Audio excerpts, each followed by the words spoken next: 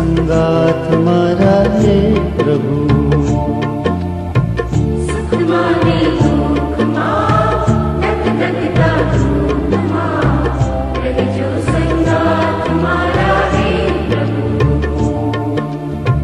सांजने बपोर मां अंधारी रात मां रहजो संगात मारा है प्रभु। सांजने बपोर मां अंधारी रात मां रहजो संगात मारा है प्रभु। रहजो संगात मारा है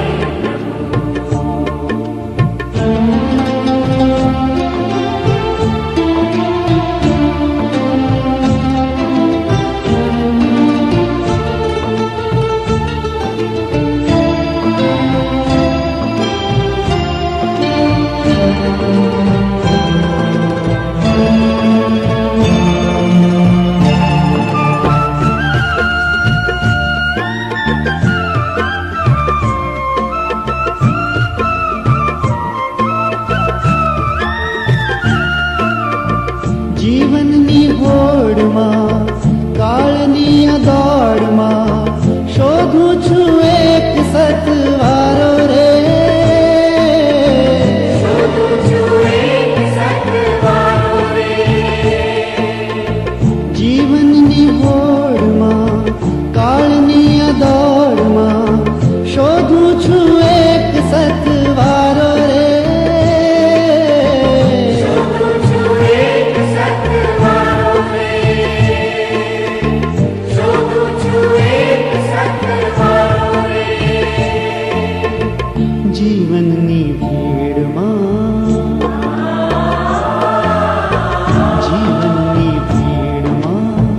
કાળજાની ખોરમાં રહેજો સંગાત મારા હે પ્રભુ। જીવનની ભીડમાં કાળજાની ખોરમાં રહેજો સંગાત મારા હે પ્રભુ। સુખમાં ને દુઃખમાં ધક ધકતા ધૂપમાં રહેજો સંગાત મારા હે પ્રભુ। સુખમાં ને દુઃખમાં ધગધગતા ધૂપમાં રહેજો સંગાત મારા હે પ્રભુ। રહેજો સંગાત મારા હે પ્રભુ।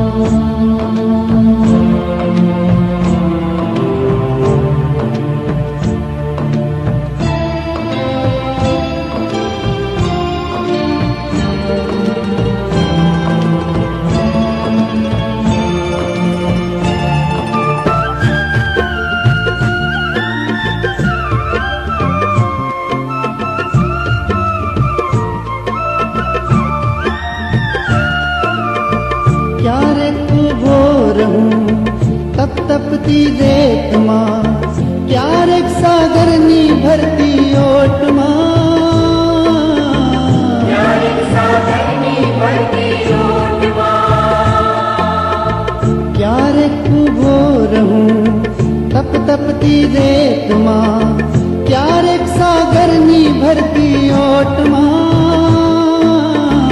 ક્યારેક સાગરની ભરતી ઓટમાં, ક્યારેક સાગરની ભરતી ઓટમાં, ઊની ઊની રેતમાં,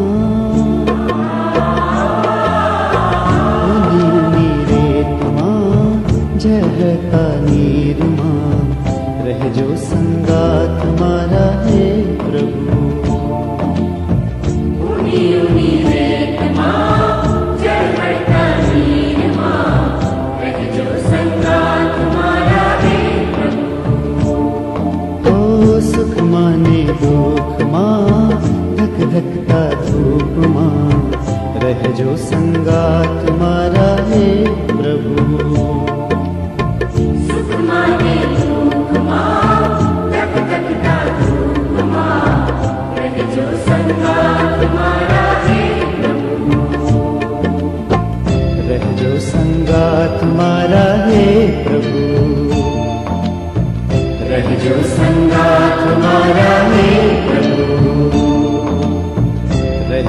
સંગાથ મારા હે પ્રભુ, રહેજો સંગાથ મારા હે પ્રભુ, રહેજો સંગાથ મારા હે પ્રભુ, રહેજો સંગાથ મારા હે પ્રભુ.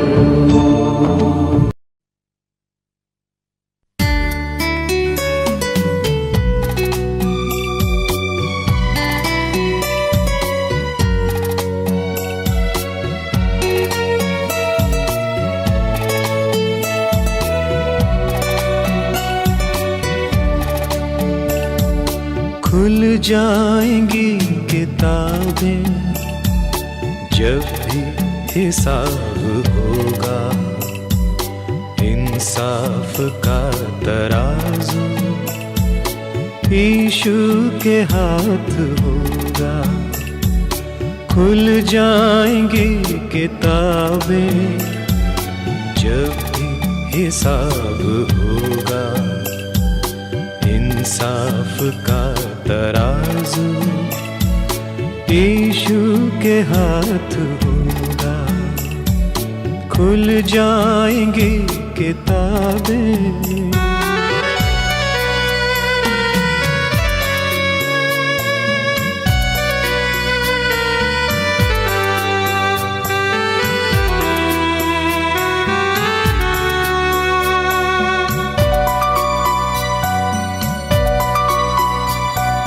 जो भी तू कर रहा है यीशु वो देखता है. जो भी तू कर रहा है यीशु वो देखता है. हर पल का तुझको इंसान, हर पल का तुझको इंसान देना हिसाब होगा. इंसाफ का तराजू यीशु के हाथ होगा. खुल जाएंगी किताबें जब भी हिसाब होगा, इंसाफ का तराजू यीशु के हाथ होगा.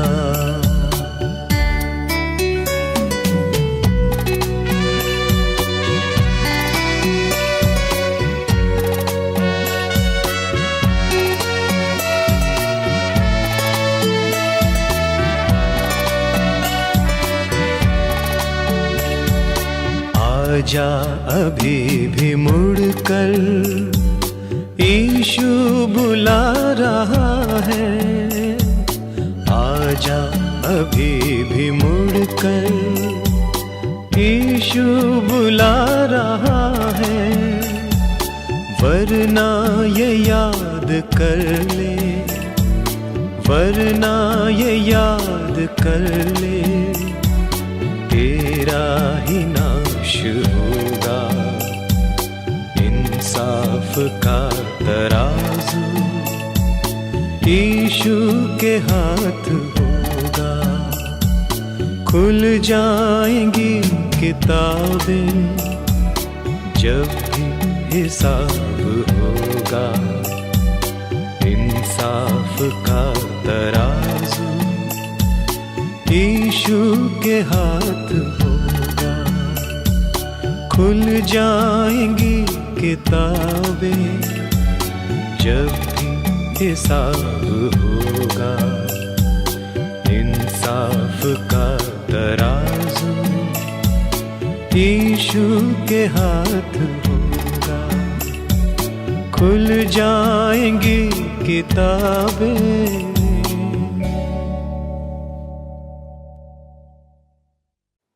ખ્રિસ્તમાં વાલા ભાઈ બહેનો, આપણા તારનાર અને ઉદ્ધાર કરનાર પ્રભુ ઈસુ ખ્રિસ્તના પ્રેમી અને મધુર નામમાં આપ સર્વને શુભેચ્છા અને સલામ પાઠવું છું.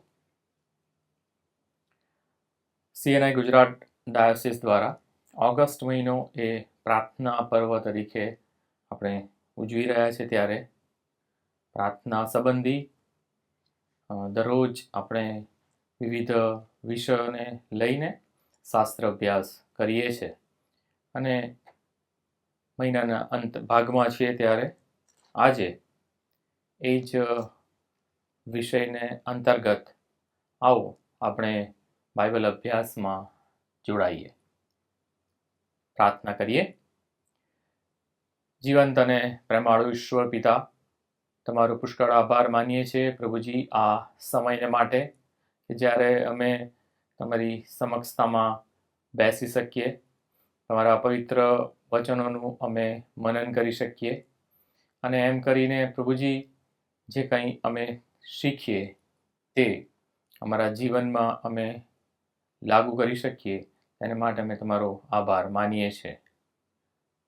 આખો મહિનો પ્રભુજી પ્રાર્થના પર્વ તરીકે અમે ઉજવી શક્યા છે, આભાર માનીએ છીએ. અને આજે એ સંબંધમાં જ્યારે અમે થોડો સમય તમારા વચનોમાંથી શીખીએ ત્યારે તમે અમારી સહાય કરો. બોલનાર સાંભળનાર સર્વને તમારી આશીષ આપો. પ્રભુ ઈસુમાં અમારી પ્રાર્થના સાંભળો. આમેન.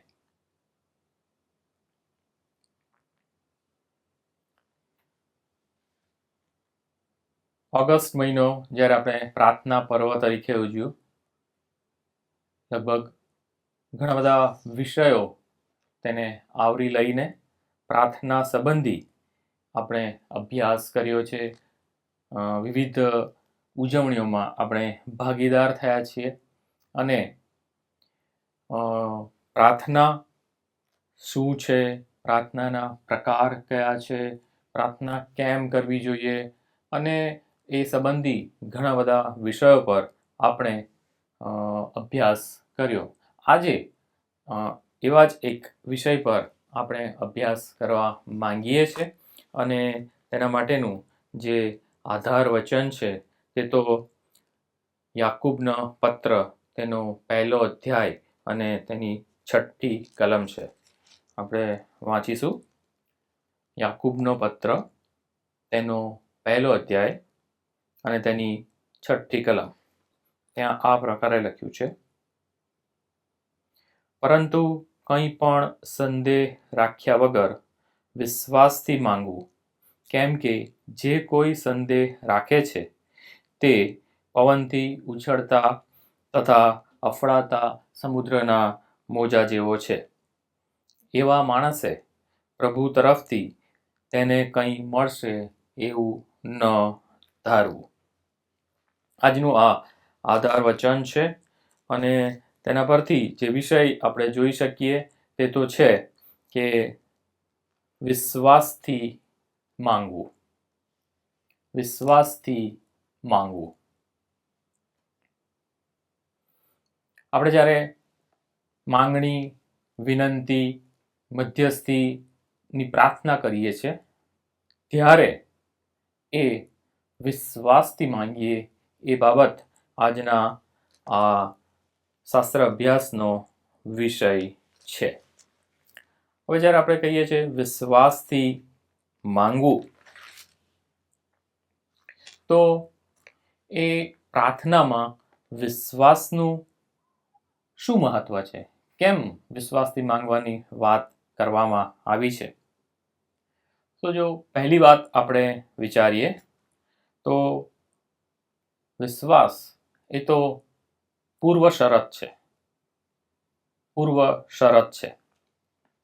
આપણે હિબ્રુઓને પત્ર તેનો 11મો અધ્યાય અને તેની 6ઠી કલમ જો આપણે વાંચીએ, હિબ્રુ 11 અને 6, તો ત્યાં આ પ્રમાણે લખ્યું છે: પણ વિશ્વાસ વગર દેવને પ્રસન્ન કરવો એ બનતું નથી. પણ વિશ્વાસ વગર દેવને પ્રસન્ન કરવો એ બનતું નથી. પહેલી વાત એ છે કે વિશ્વાસ એ તો પૂર્વ શરત છે પ્રાર્થના માટેની. આપણે જે આધાર વચન વાંચ્યું યાકૂબ 1 અને 6, ત્યાં પણ આપણે આ વાત જોઈ શકીએ છીએ. સો પ્રાર્થના જ્યારે આપણે કરીએ છીએ, માંગણી કરીએ છીએ, વિનંતી કરીએ છીએ, ત્યારે એ વિશ્વાસ સહિતની હોય એ પૂર્વ શરત છે. અને બીજી જે વાત છે તે તો છે વિશ્વાસ એ તો પ્રાર્થનાનો પાયો છે. આપણે ઘણી બધી વાર કહીએ છીએ કે પ્રાર્થના પરિસ્થિતિ બદલે છે. હા, પરિણામ લાવનારી પ્રાર્થનાની જો આપણે વાત કરીએ તો એ માત્ર માંગણી કે વિનંતી નથી, પણ એમ માનવું, સ્વીકારવું, ભરોસો કરવો એ પણ એની સાથે જાય છે.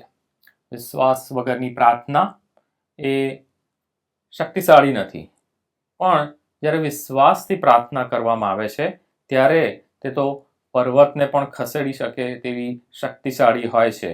માથી 21મો અધ્યાય અને તેની 21મી અને 22મી કલમ જો આપણે વાંચીએ, માથી 21 અને તેની 21મી કલમ.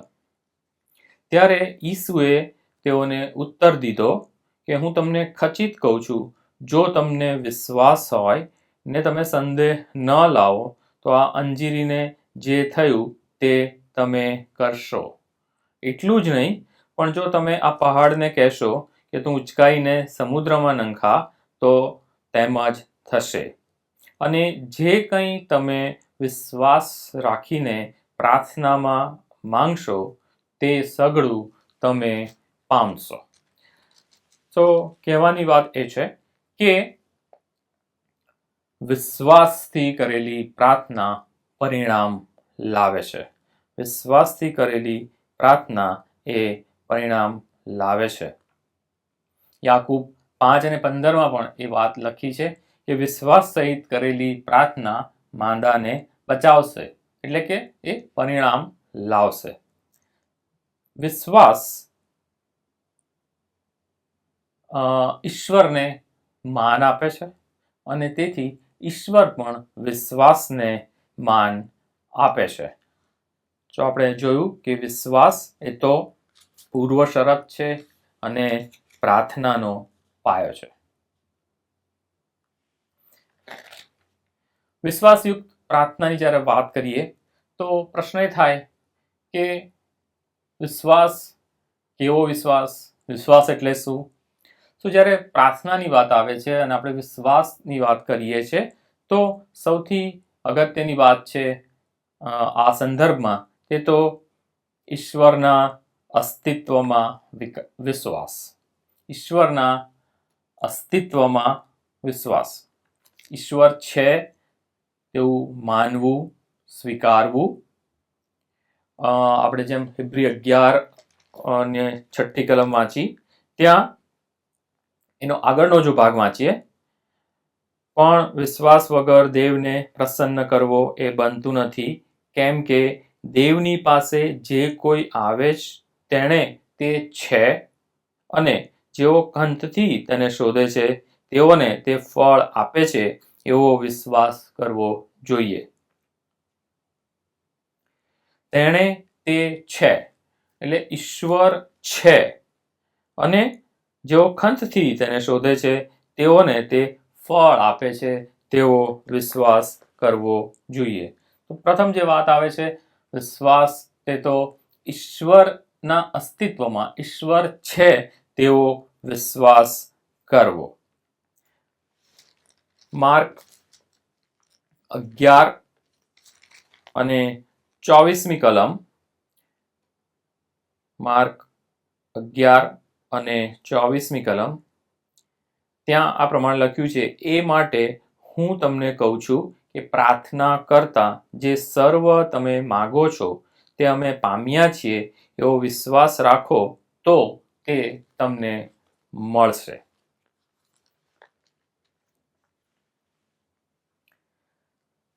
વિશ્વાસ, ઈશ્વરના અસ્તિત્વમાં વિશ્વાસ. બીજી જે વાત આવે છે તે તો છે દૈવત્વ પર વિશ્વાસ. ઈશ્વરના એ દૈવી ગુણો પર ઈશ્વરના એ સ્વભાવ પર અને એ ઈશ્વરના દૈવત્વ પર વિશ્વાસ. ઈશ્વર કેવા છે? ઈશ્વરના ગુણો આપણે કહીએ છીએ. ઈશ્વર સર્વશક્તિમાન છે, ઈશ્વર સઘળું કરી શકે છે અને સઘળા પર તે વિજય અપાવી શકે છે. ઈશ્વર કૃપાળુ છે, પ્રેમાળ છે, દયાળુ છે અને ઈશ્વર વિશ્વાસુ છે. વચન આપે છે અને વચન પાળે છે. તો આ જે તેમના દૈવી ગુણો છે, તેમનો જે એ દૈવી સ્વભાવ છે, તેની પર પણ વિશ્વાસ રાખવો એ અહીંયા જરૂરી છે. સો પહેલી વાત છે ઈશ્વર છે અને બીજી વાત છે ઈશ્વરના એ દૈવત્વ અને ઈશ્વરના એ સ્વભાવ અને દૈવી ગુણો પર વિશ્વાસ.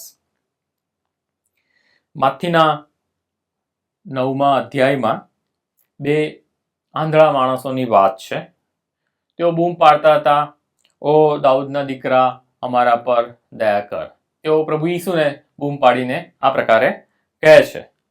ત્યારે પ્રભુ ઈસુ તેમને એક પ્રશ્ન પૂછે છે અને એમાં પ્રભુ ઈસુ પૂછે છે, હું એ કરી શકું એવો તમને વિશ્વાસ છે શું?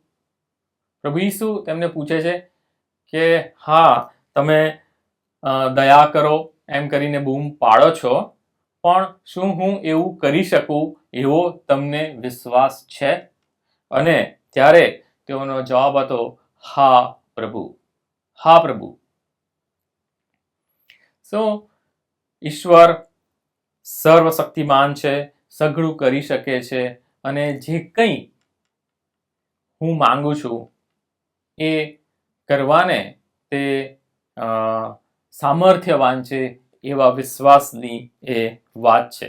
અને બાઇબલમાં એવા ઘણા બધા પાત્રો છે કે જેમણે આ ઈશ્વરના દૈવી ગુણો પર વિશ્વાસ રાખ્યો. થોડા પાત્રો વિશે આપણે જોઈશું. પ્રથમ તો ઇબ્રાહીમે ઈશ્વરના વિશ્વાસુપણા પર વિશ્વાસ કર્યો. ઈશ્વર વચન આપે છે અને વચન પાળે છે, એ બાબતની ત્યાં વાત છે.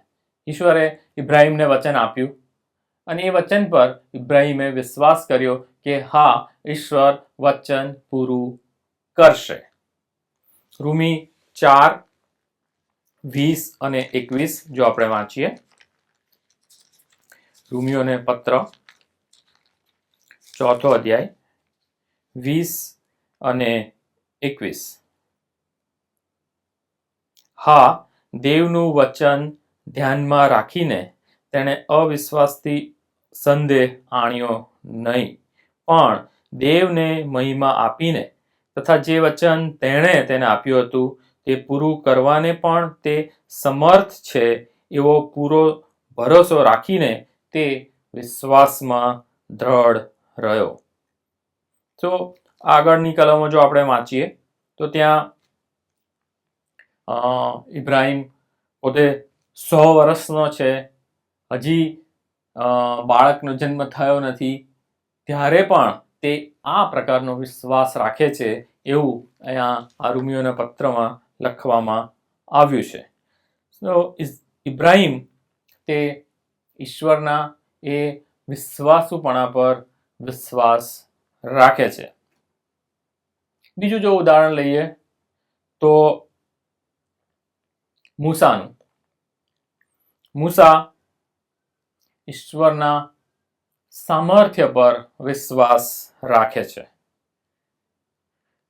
નિર્ગમન 14 અને 13 એ જગ્યાએ પરિસ્થિતિનું વર્ણન કરવામાં આવ્યું છે. તેઓ રાતા સમુદ્રની આગળ છે, આખી ઇઝરાયલ પ્રજા આગળ સમુદ્ર છે, હવે રસ્તો નથી અને પાછળ ફારૂનનું સૈન્ય છે અને પાછળ ફારૂનનું સૈન્ય છે. કોઈ રસ્તો નથી અને સૈન્ય તો નજીક આવી ગયું છે. ત્યારે એ નિર્ગમન 14 અને 13 નિર્ગમન 14 અને 13 ત્યાં ખૂબ વિશ્વાસ સહિત મૂસા ઇસ્રાયેલી પ્રજાને આ પ્રકારે કહે છે.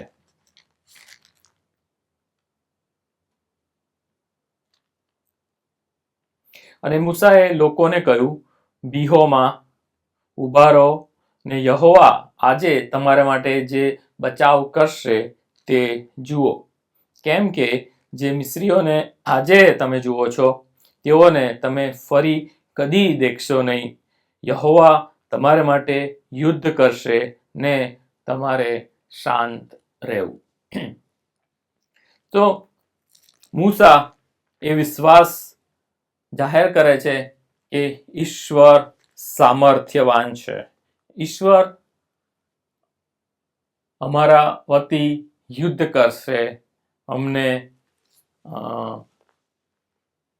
એ મિસ્રીઓના હાથમાંથી બચાવશે. બીજું જો ઉદાહરણ આપણે જોઈએ જૂના કરારમાં જ, તે તો દાઉદનું છે.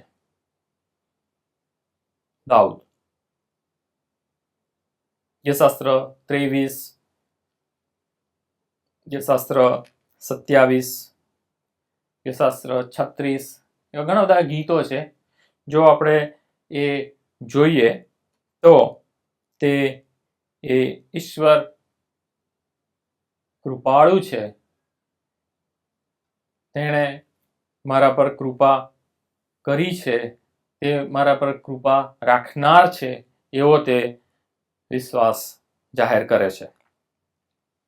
1 સમુએલ 17 અને 37 દાઉદ કહે છે, જે ઈશ્વરે મને સિંહથી રીંછથી બચાવ્યો, મારું રક્ષણ કર્યું, એ ઈશ્વર આ ફલિસ્તી છે તેની સામે પણ મારો બચાવ કરશે, મને વિજય અપાવશે.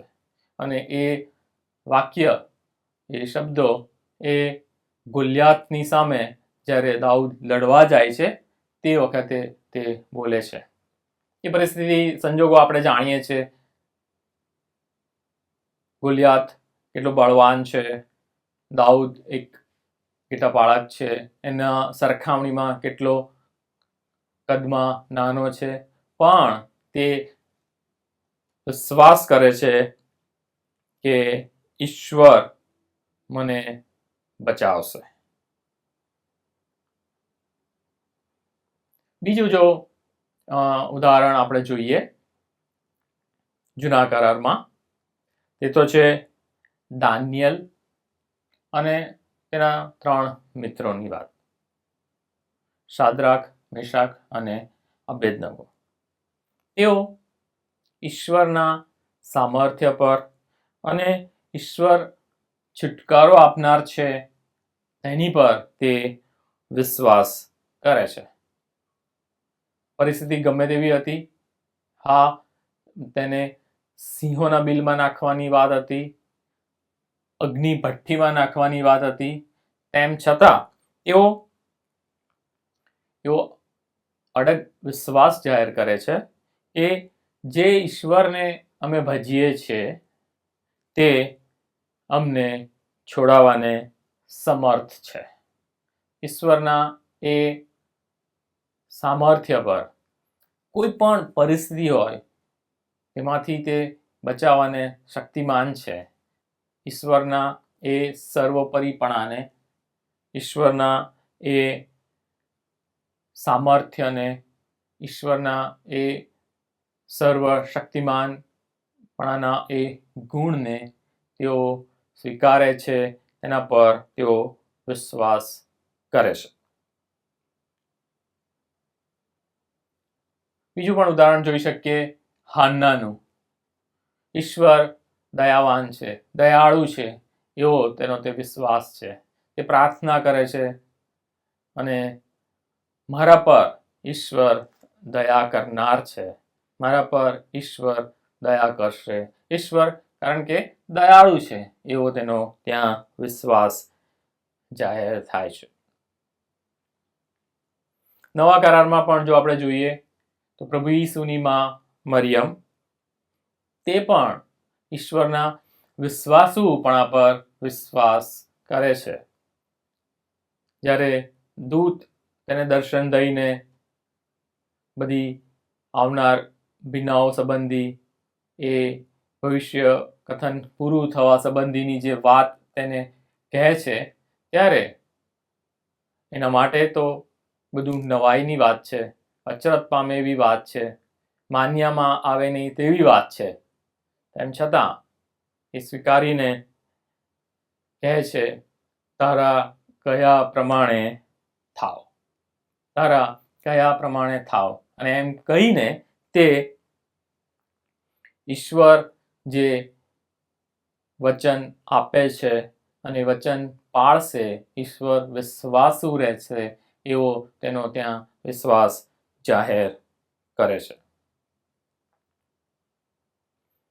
પાઉલનું પણ જો આપણે ઉદાહરણ લઈએ તો એ પણ ઈશ્વરના વિશ્વાસુપણા પર વિશ્વાસ કરે છે. તે થેસ્સાલોનિકેને મંડળીને પત્ર લખતા કહે છે કે ઈશ્વર વિશ્વાસુ છે. બીજું થેસ્સાલોનિકી તેનો 3 અધ્યાય અને 3 કલમમાં તે આ પ્રકારે મંડળીને જણાવે છે. ઈશ્વર કૃપાળુ છે, ઈશ્વર એ વિશ્વાસુ છે, એ વચન આપીને વચન પાળનાર છે.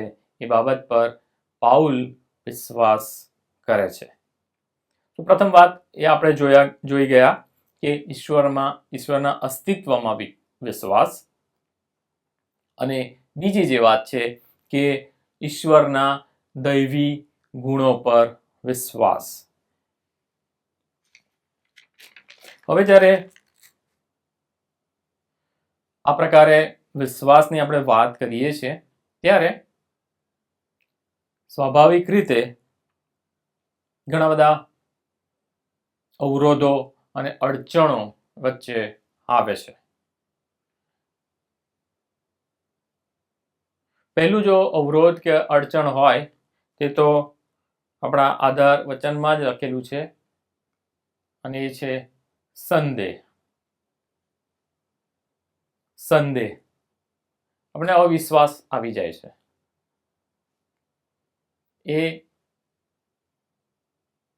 સંદેહ આપણે બે મનવાળા બની જાય છે, થશે કે નહીં, અને એમ કરીને એ જે કંઈ વાત આપણે રજૂ કરી રહ્યા છે ત્યાં આપણો અવિશ્વાસ વચ્ચે આવી જાય છે. અને આ સંદેહ અને અડચણ, અવિશ્વાસ દૂર કેવી રીતે થાય? રોમીયોને પત્ર 10મો અધ્યાય અને 17મી કલમ. રોમી 10 અને 17. એ પ્રમાણે સંદેશો સાંભળવાથી વિશ્વાસ થાય છે, તથા ખ્રિસ્તના વચન દ્વારા સંદેશો સાંભળવામાં આવે છે.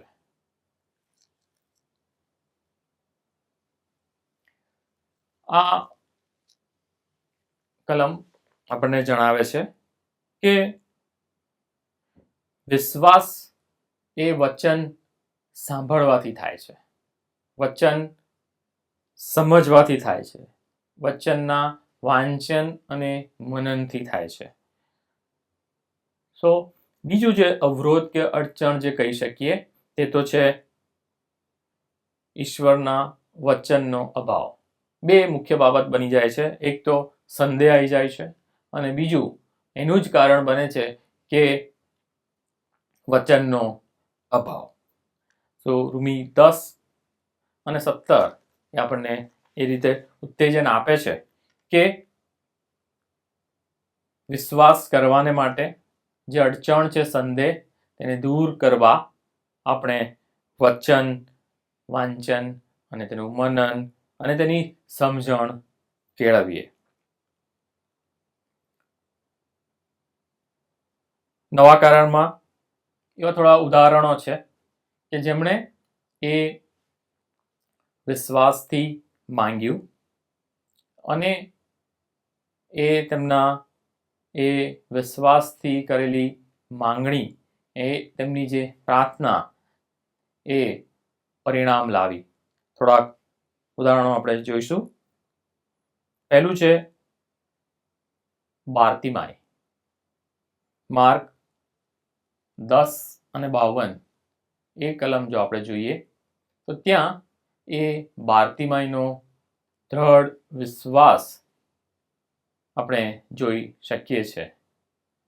એ અંધ બાર્તિમાઈ. બીજું આવું જ ઉદાહરણ જો આપણે જોઈએ, આ બધા પ્રભુ ઈસુ સાથેના પ્રસંગો છે. માથી 9 અને 1 થી 8. માથી 9, 1 થી 8. ત્યાં પક્ષઘાતી વ્યક્તિને પ્રભુ ઈસુની પાસે લાવવામાં આવે છે એ બનાવ છે. અને ત્યાં જેઓ તેને લાવે છે, તેના જે મિત્રો છે, એનો ત્યાં વિશ્વાસ જાહેર થાય છે. એનો ત્યાં વિશ્વાસ જાહેર થાય છે. માથી 9, 1 થી 8.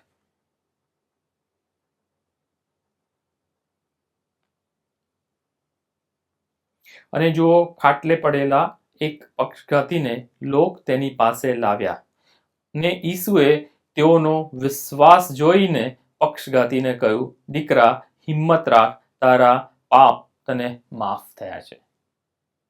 તો આ વિશ્વાસ સાથેનું જે કૃત્ય હતું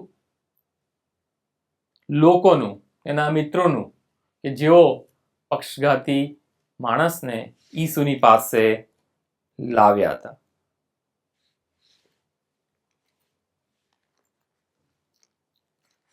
અગાઉ જે આપણે વાત કરી બાર્તિમાઈની,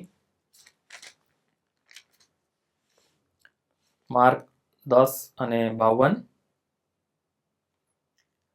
ત્યાં ઈસુના શબ્દો આ પ્રમાણે છે, અને ઈસુએ તેને કહ્યું કે જો તારા વિશ્વાસે તને બચાવ્યો છે, અને તરત તે દેખતો થયો. તારા વિશ્વાસે તને બચાવ્યો છે. બાર્તિમાઈનો વિશ્વાસ ને પક્ષઘાતીના પ્રસંગમાં લોકોનો વિશ્વાસ. અને એ જ રીતે બીજું એક ઉદાહરણ જો જોઈએ તો માથી 9 અને 22, ત્યાં લોહીવાવાળી સ્ત્રીની વાત છે. માથી 9 અને 22. જ્યારે એ સ્ત્રી ઈસુના કપડાને અડકે છે ત્યારે ઈસુ તેને આ પ્રમાણે કહે છે. ત્યારે ઈસુએ પાછા ફરીને તથા તેને જોઈને કહ્યું કે દીકરી, હિંમત રાખ, તારા વિશ્વાસે તને સાજી કરી છે. અને તે સ્ત્રી તે જ ઘડીથી સાજી થઈ. તારા વિશ્વાસે તને બચાવી છે, સાજી કરી છે.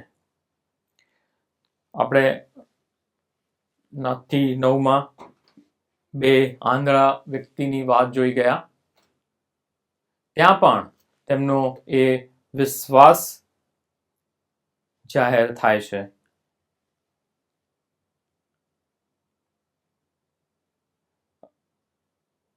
અને ઘરમાં તે આવ્યો ત્યારે તે આંધળાઓએ તેની પાસે આવ્યા, અને ઈસુ તેઓને કહે છે કે હું એ કરી શકું છું એવો તમને વિશ્વાસ છે શું?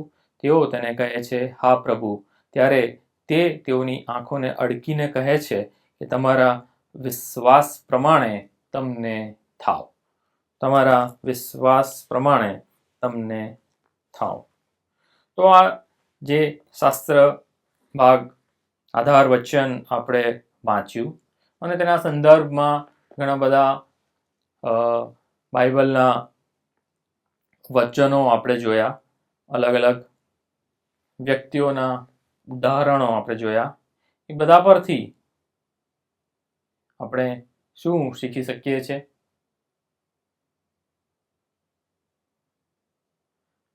જ્યારે આપણે પ્રાર્થના કરીએ ત્યારે વિશ્વાસ સહિત કરીએ, સંદેહ રાખીએ નહીં.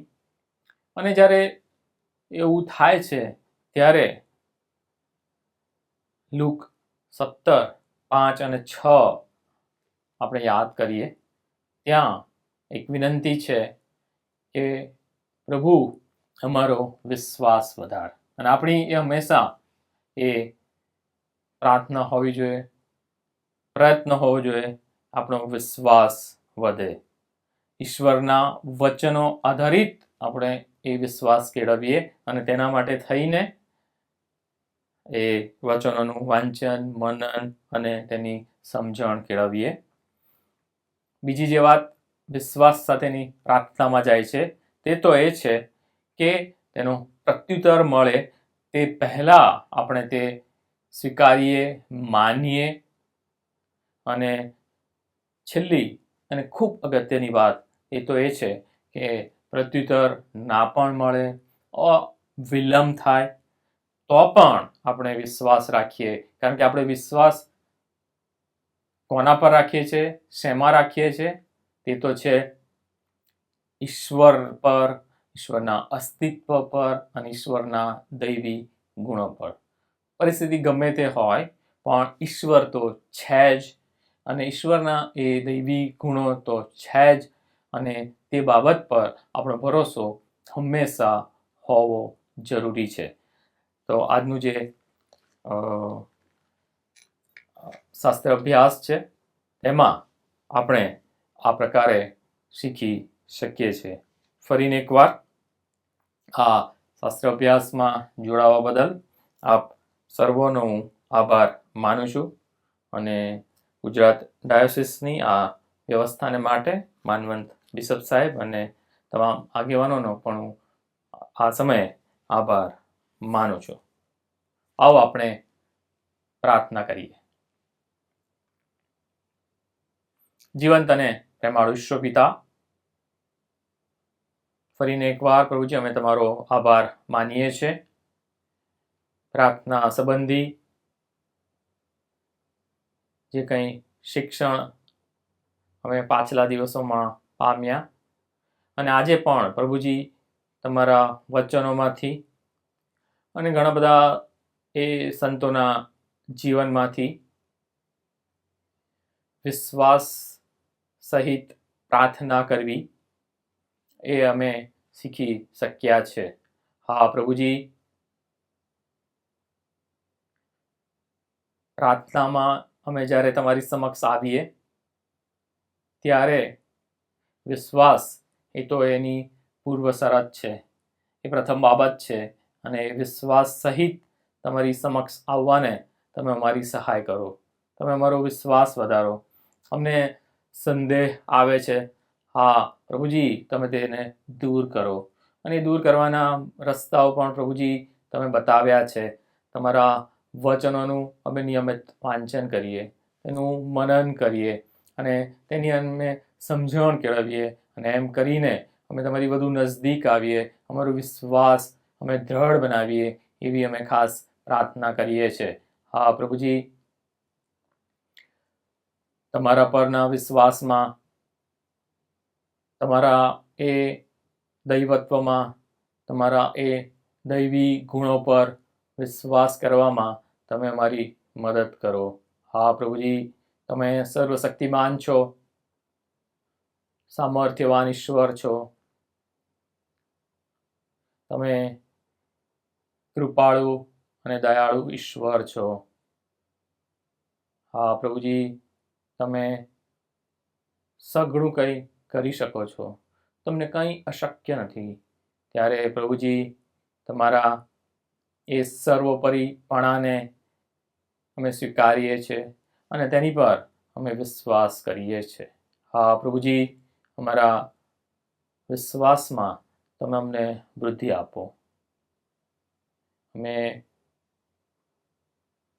આ પ્રાર્થના અમારા મુક્તિદાતા અને અમારા તારણહાર પ્રભુ ઈસુના નામમાં માંગીએ છીએ, માટે તમે સાંભળો, સ્વીકાર કરો. આમેન.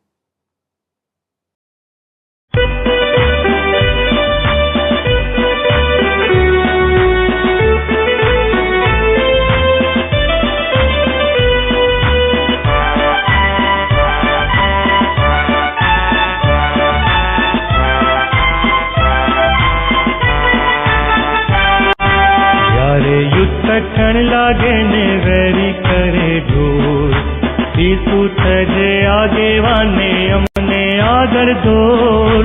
જોખમ વાળી જગાઓમાં તને ઢાલીશું, ચિંતા તજી તારી પાછળ ચાલીશું.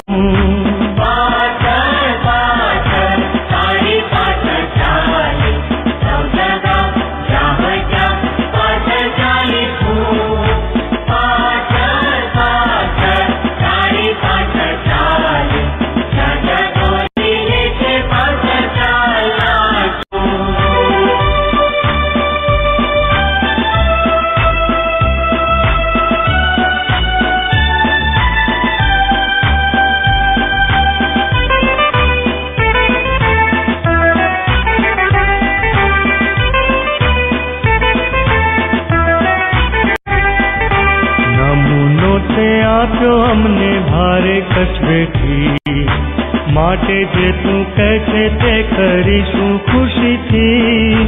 તારો નમૂનો લઈને આજ્ઞા પાડીશું, પ્રીતિ થકી તારી પાછળ ચાલીશું.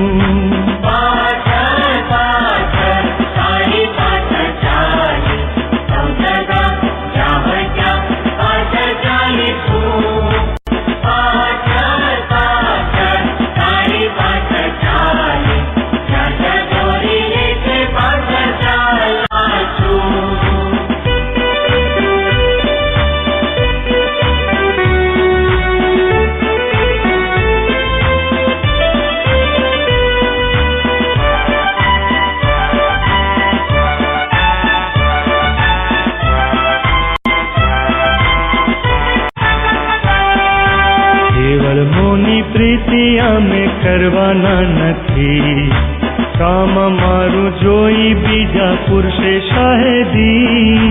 દેવનું કામ કરવામાં પૂરું મન પણ રાખીશું, દુઃખ વેઠીને તારી પાછળ ચાલીશું.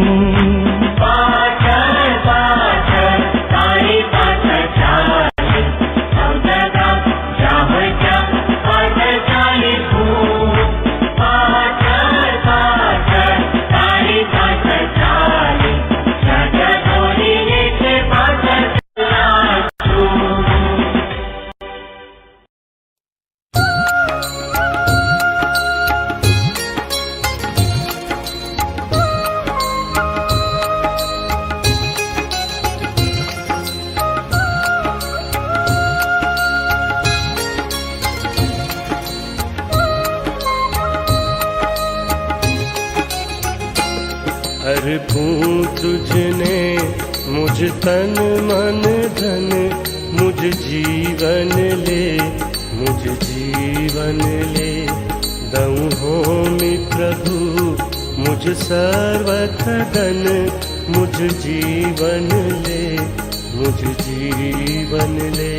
अर्पूं तुझने मुझ तन मन धन, मुझ जीवन ले, मुझ जीवन ले.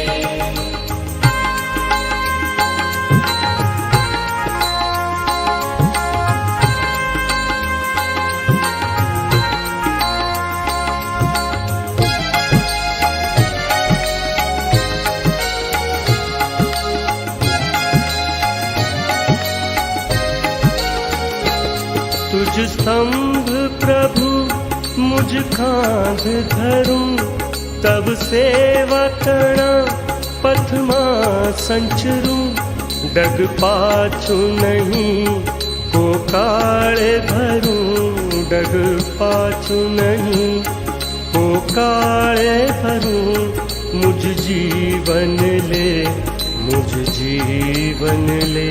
अर्पूं तुझने मुझ तन मन धन, मुझ जीवन ले, मुझ जीवन ले।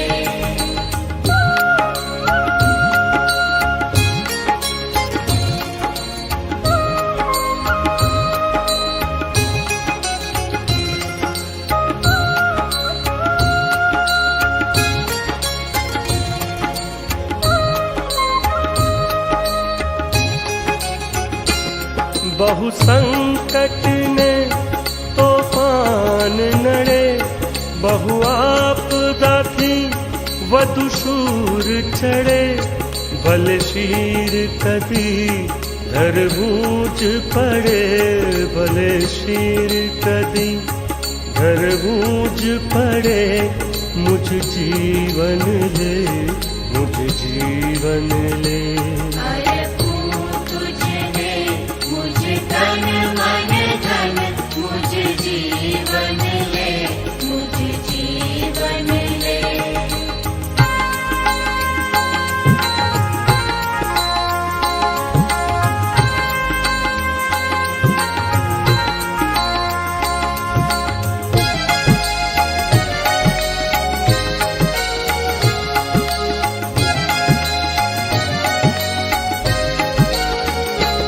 तब राज्य कणी झुंबेश मही, सदा सेवा मही झुकाबु सही। या होम करी पड़ु पाछो नहीं, या होम करी पड़ु पाछो नहीं। मुझ जीवन ले, मुझ जीवन ले। अर्पूं तुझने मुझ तन मन धन, मुझ जीवन ले, मुझ जीवन ले।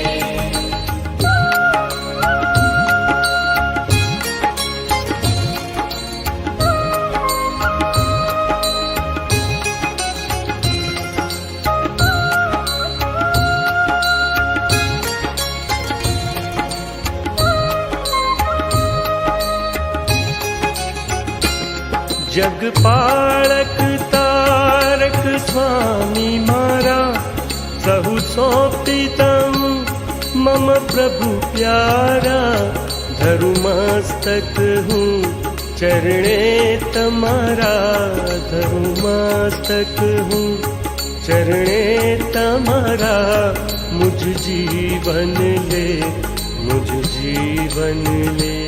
अर्पूं तुझने मुझ तन मन धन, मुझ जीवन ले, मुझ जीवन ले। दऊँ होमि प्रभु मुझ सर्वथ धन, मुझ जीवन ले, मुझ जीवन ले।